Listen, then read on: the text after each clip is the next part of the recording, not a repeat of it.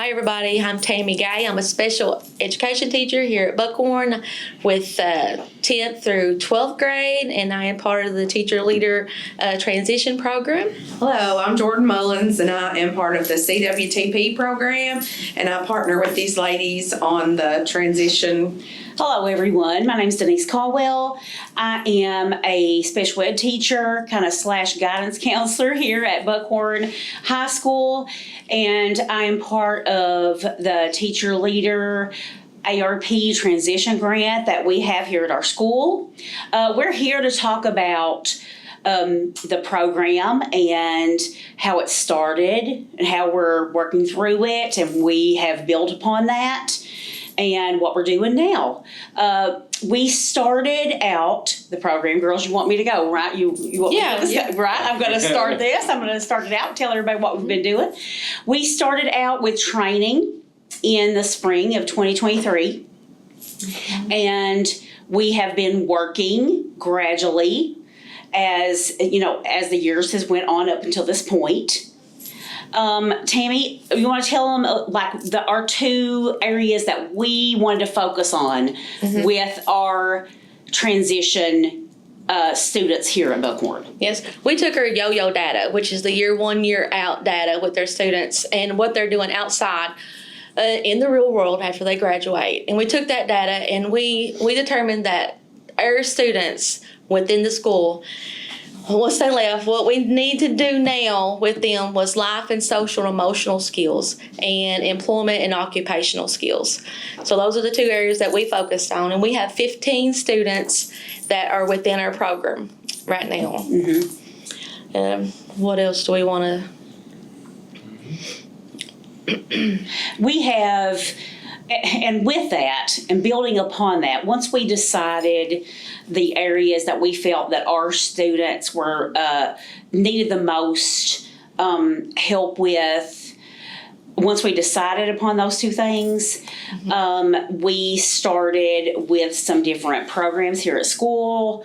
We started out with bringing some career fairs to the building. We're going out to career fairs. Absolutely. We've taken our students out to career fairs and some different different universities, different colleges to visit and to learn about, the things that are out there, the programs that they can have access to, be involved in, to help them build upon, their school skills, not only their school skills, but also skills that they would need to get a job.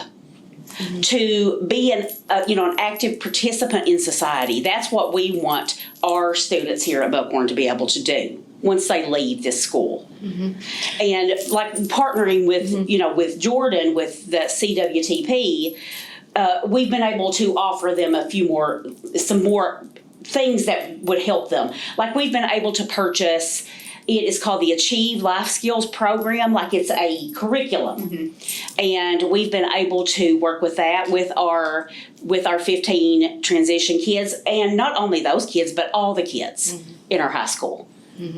Especially the ones that are in transition, the 16-year-olds and seniors. And we work with freshmen as well on that too. Jordan, can you want to tell them a little bit about the CWTP and how that kind of partners with and piggybacks on with our transition grant that we use? Yes, we did a lot of work with career readiness. We did a lot of work with life skill stuff, money management, getting them prepared to take their permits. We purchased a driving simulator with a different ARP grant, right? Yes, we did, and our transition kids use that. Yes, and it's been great.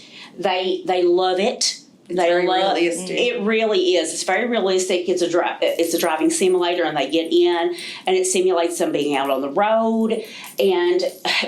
You need to have your license. You need to be able to, you need transportation. to get kids are to a more- job or to school. You need those types of things. Kids are And- more likely to get a job and go out and Yes. fend for themselves if they're able to do these skills. Absolutely. And we have 3 right now that come in practically during their study skill section every day to study for their permit. Yes. So, and we also like advocacy. That was a big part with their kids, like being able to speak up for themselves and ask questions and participate Right. in their IEP process and do like even to be able to network, they have to be able to communicate. So to give them some skills to make them feel comfortable with being able to do that. And every one of our kids have a career goal. They all have a career. They have a chosen career.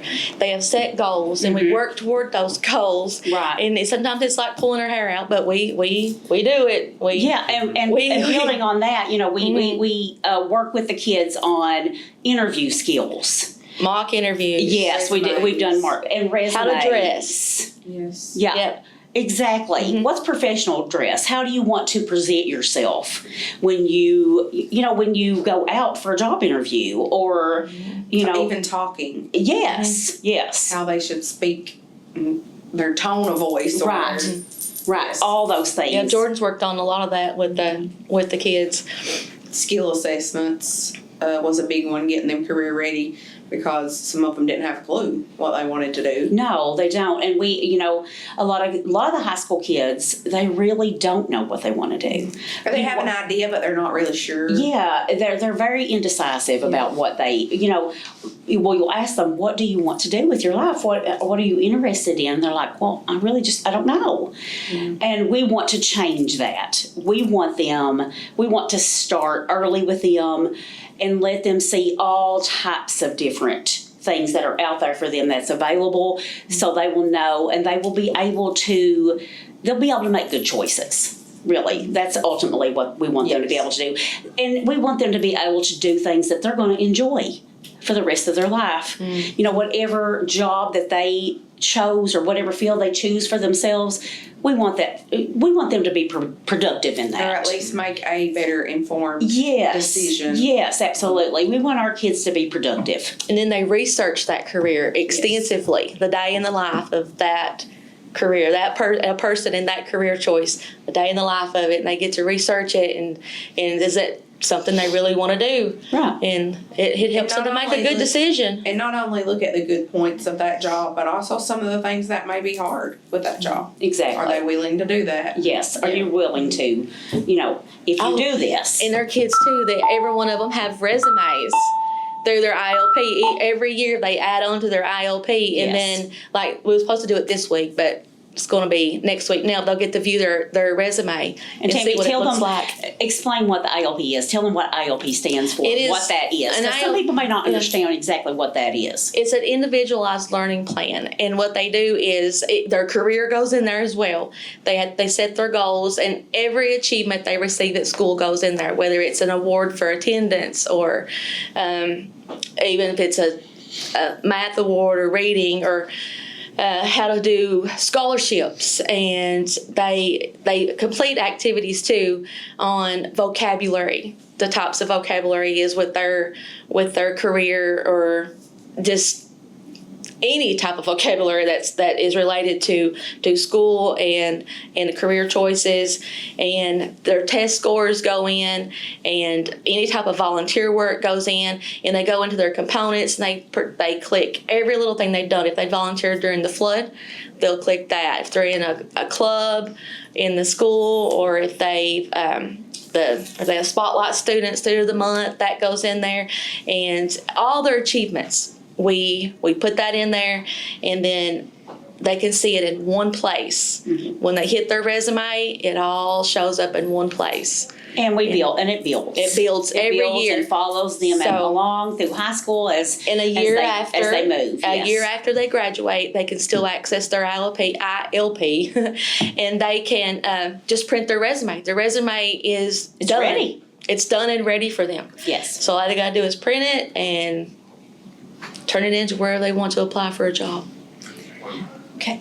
And I guess we probably need to discuss our, as we have went along with the program, and we have survey the students. Every student's been surveyed. Yeah. Right, and we need to discuss how they have developed, or have they developed from when we began to to the fall of last year. How how they feel like they've grown. I guess Every time that we do something, anything within the school, just in conversation, we'll ask them.